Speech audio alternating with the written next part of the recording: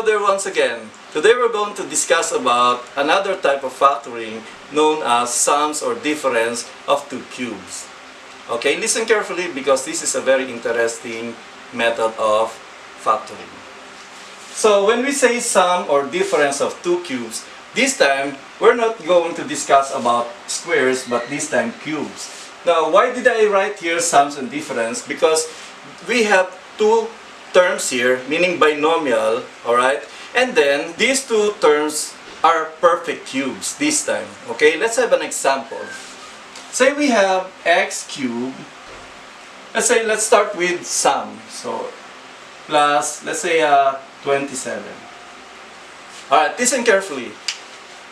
You have to understand this clearly because this is the best way you will answer factoring using sums and difference of two cubes. Alright, be ready. Okay, the first thing that you're going to do is to find the cube root of each term. Here we have a variable having an exponent of 3. To find the cube root of this term, all you have to do this time is to divide the exponent of your variable by 3, not by 2. Okay, as if we write here again in a separate space, we have x cubed just like this one, you divide the exponent by 3. Always by 3. Always by 3. So the answer here is x. You don't have to write the 1 here. And then you put a small arrow here.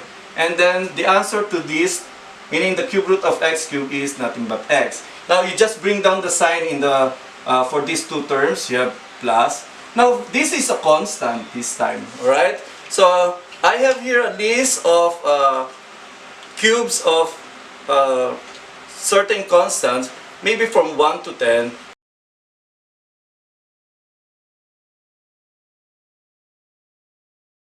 For 27, you think of a number multiplied by itself 3 times. Again, you think of a number multiplied by itself 3 times, the product should be 27. Okay? And that number is 3, meaning 3 times 3 times 3 will give you 27. And this number is what you're going to write here. Alright, after that, you're going to put 2 parentheses, one short and the other one is longer. Okay, you're going to copy this here. And this is now your first factor. Alright, so the next factor, okay, listen to this. The next factor will be a trinomial. How are we going to answer that? First, the first term here should be the square of this. Meaning, you have to multiply this by itself. X times x will give you x squared. That's your first term. Okay? The second term is a little bit different. Okay? What you're going to do is, you reverse the sign of this. Just like this. You reverse the sign of this given from positive, it's going to be negative. That easy. Alright? The term that you're going to write here is nothing but the product of this binomial. So meaning 3 times x, since we are multiplying a constant and a variable, you're just going to put them together. So we have 3x. That's simple. Alright? What will be our last term? Our last term will be, this time, the square of your last or your second term for the binomials. So meaning 3 times 3 will give you positive 9.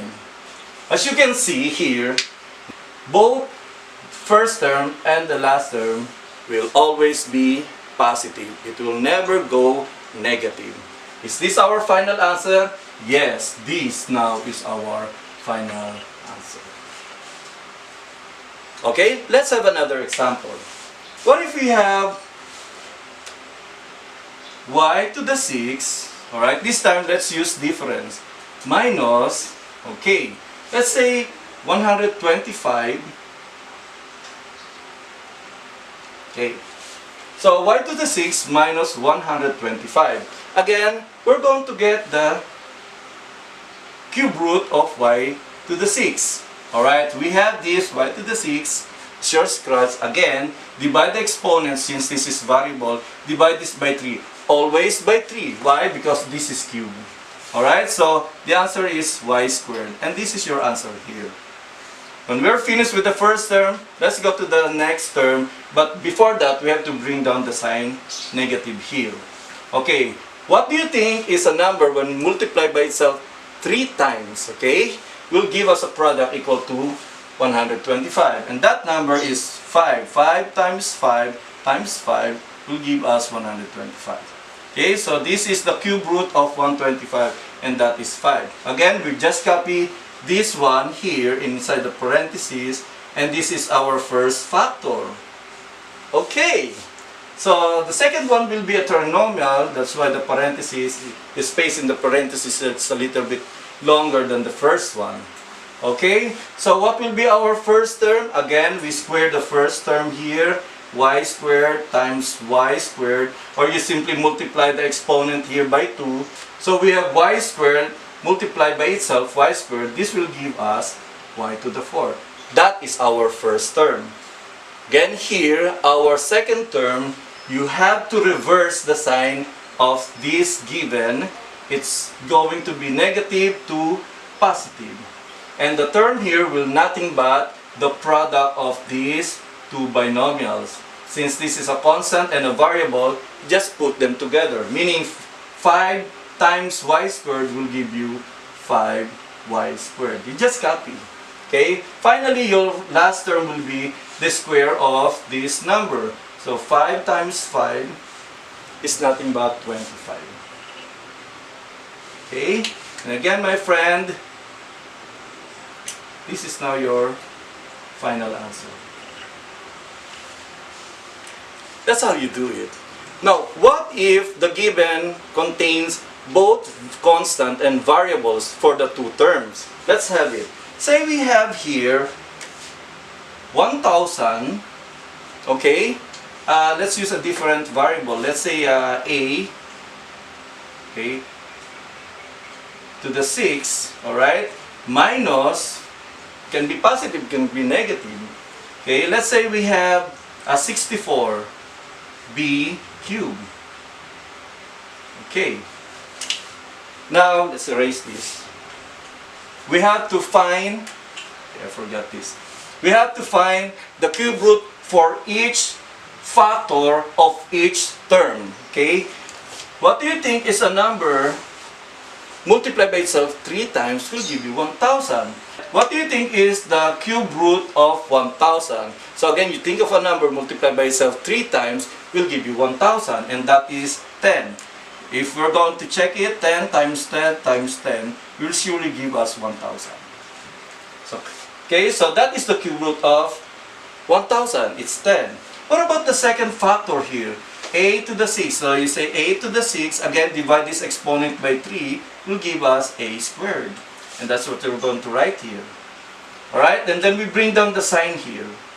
Okay, now this time again, it's a constant. We have to find the cube root of 64. So think of a number multiplied by itself 3 times will give us 64. And that is 4. 4 times 4 times 4 will give us 64. Alright, so we have now 4 here. And for the last factor here, the cube root of b cubed is nothing but you divide this 3 by 3. Okay, just like this one. B cubed divided by 3 will give you b, or b to the 1. Okay, so we have now b here. So this is our first factor. So let's write it again. 10a squared minus 4b. That's our first factor. Okay, the next factor will be a trinomial. Alright, let's do it. So just like what we did for the first two examples, we have to square each term for each factor for each term. So start with 10. 10 times 10. Okay, that's going to be 100. And a squared times a squared, it's the same as multiplying the exponent by 2. We have a to the 4. Okay, so the square of 10a squared is 100a to the 4. Now, again, we reverse the sign of this, which is the same as this. From negative, it's going to be positive. And what will be our term here? The product of these two. Okay, now, how do we do that? We first multiply the constant, 4 times 10. It will give us 40. Clear? Let me repeat. 4 times 10 will give us 40. After we multiply the constant, there goes our variable. This time, a squared times b. Since they are different variables, you just copy them. A squared and b. Now for the last term, all you have to do is to get the square of this last term here, 4b. Okay, let's start with 4. 4 times 4 will give us 16. And b times b, or b squared, yeah, that will be the answer, b squared. Okay? And this, my friend, is your final answer. Again, the Q here is nothing but you have to establish the first term, the first factor here.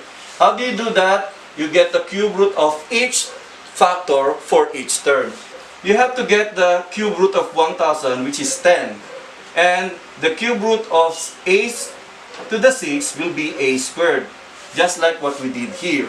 And then, for the next term, the cube root of 64 is 4. That means 4 times 4 times 4 will give us 64. And the cube root of b cubed is nothing but b. Once you establish your first factor, you have to write this inside the parentheses. And then the second factor will be just the square of the first term right here. And the product of these two terms, you're going to write it here and reverse the sign of this term. Okay? So we have from negative to positive. The last term will also be, just like what we did here, the square of this 4b. Okay? For the 3 example, we solve the problem in the same manner. So with this illustration and discussion, I hope you learned something from this video. Please watch my next video for the next type of factoring. Thank you so much.